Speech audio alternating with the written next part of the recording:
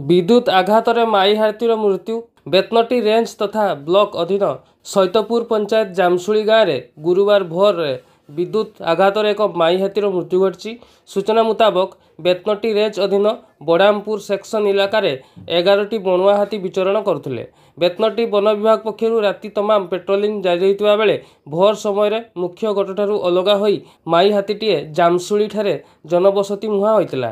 तेबे गाँ पाखरे धान चाष को सुरक्षा देवाकू बिछा जाइथिबा विद्युत तार संस्पर्श में आसी माई हाथीटीर मृत्यु घटी। राम हेम्ब्रम को जमी उपरे माई हाथीर मृतदेह पड़ी रही बेले मृत हाथी को देखा लोकों गहली लगी।